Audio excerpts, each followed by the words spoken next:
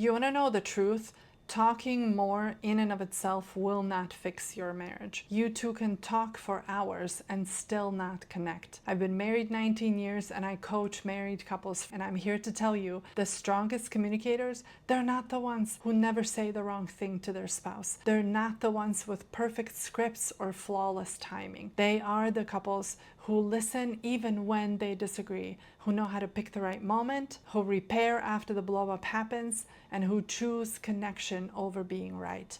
So today I am giving you 7 hard truths about communication, and I'm talking specifically within the context of a marriage.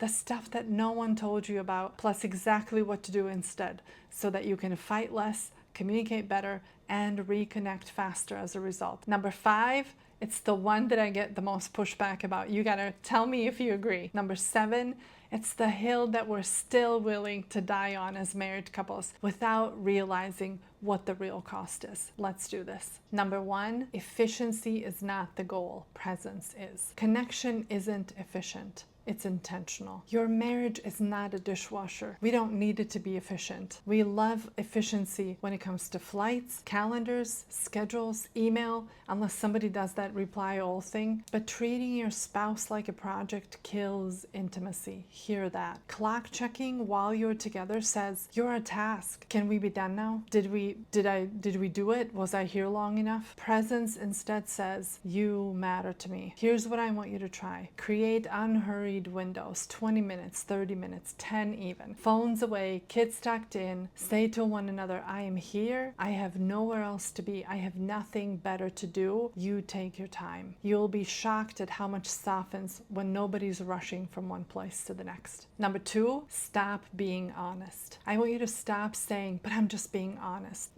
Or truthful. I'm just telling the truth. That's what you'll tell me. If you can't be honest and be kind at the same time, don't do it at all. It will not land with your spouse. The only way that it will land is if you combine the honest and the truthful with kind and love. Honesty gets weaponized when the tone is sharp, and oftentimes even when the timing is off. They will hear your tone before they hear any of what you'll say, before they get to any of the content. So your truth will never be heard. Here's what I want you to try instead. I want you to ask yourself, can I be honest and kind at the same time? If the answer is yes, then go ahead and say it. Hey, here's what I would like to share with you. Here's how that landed. Here's how that landed for me. If you can't combine it, if you can't do honesty and truthfulness along with love and kindness, don't do it. It's kindness first, clarity second. Number 3, yeah, that's fair, is counterfeit validation. Here's the reality. I don't have to agree to care. Yeah, that's fair, while it sounds humble when you say it, but what it really communicates is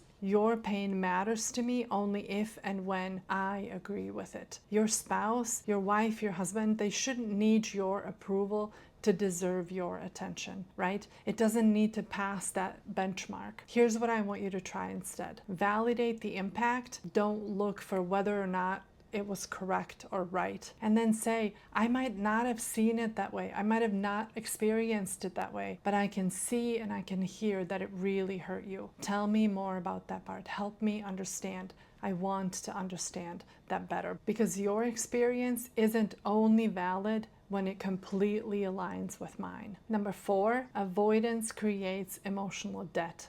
You gotta do some cleanups every so often. Here's what people will say to me, but I don't want to talk about the thing. I don't want to bring up the mess when we're having such a great time or when we're having such a great week. I don't want to mess with the good. I don't want you to protect the good vibes. I want you to protect the bond. Cooling off, if you need it, cooling off is the wisest thing that you can do, and I'm hands down for it, recommend it. Now, never circling back.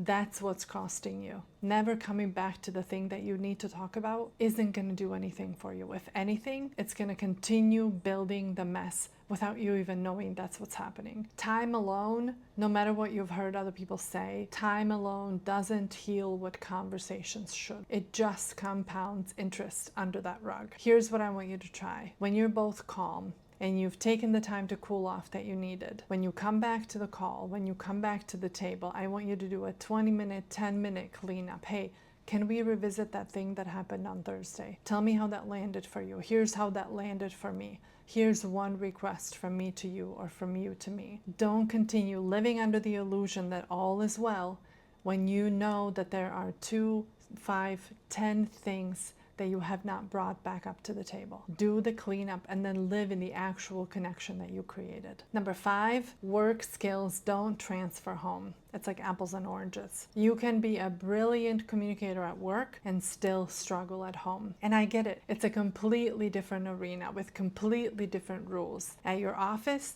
there are certain roles, certain rules, and certain exits. Home, on the other hand, has very different roles, very different rules.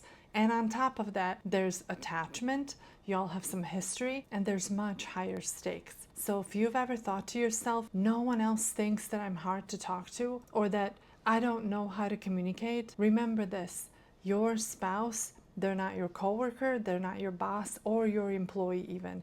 They need and want you to show up differently within the context of marriage. At work, there's a problem, we need to find a solution. Something is not working, we need to fix it. At home, there's all of that also, but on top of that, there is, you guessed it, emotions. For the most part, with a handful of exceptions, you're not sitting down with your boss at the large oval table in the conference room, talking about the solution and your feelings. So the conversation at home, while it overlaps some, requires a different skill set, one that you don't need at work at all. Here's what to do instead. Switch your hats on purpose. I talk about this with my clients.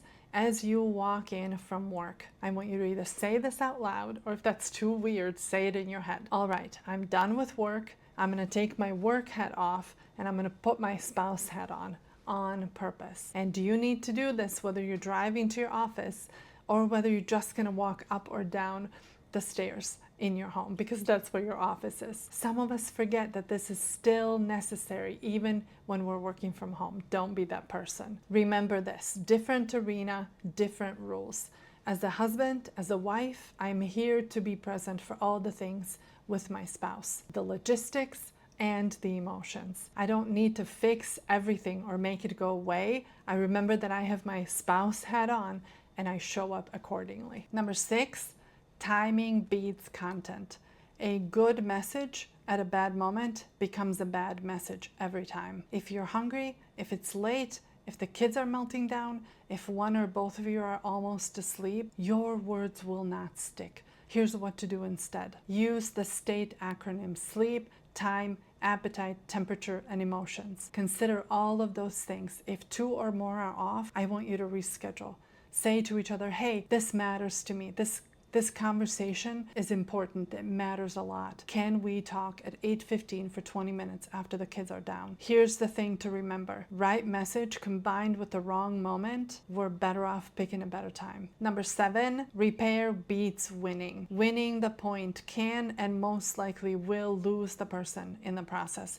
I learned this from Terry himself over a decade ago, and I've said it to my couples hundreds of times since. If one of you wins and the other one loses, you both lose. Your relationship, your marriage loses as a result. And on top of that, no repair means that the argument keeps living underground and it leaks into your tone, into your touch, into your tomorrow. Here's what to do instead. Name the thing that you missed. Offer to do a do-over. Agree on one next step. In other words, own your mistake. Say, I don't like how I spoke to you last night. I'm sorry. Can we restart from here's what I was worried about, and then offer one small action that you're each willing to take? If you only knew how pertinent this was to my own marriage as of last night, you would definitely have a chuckle. Keep this in mind. Connection is more important than conviction, and we can try again. Communication in marriage is hard, but not because you're broken or you've done something wrong.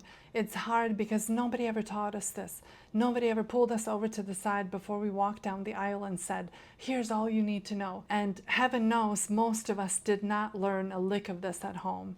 It's also hard because it matters and it's real. There's real people real lives and hearts involved. But if you're willing to practice these with open eyes and an open heart, you might just find a calmer, safer, dare I say, more playful closeness than you ever imagined. If this spoke to you, I would love to have you stick around.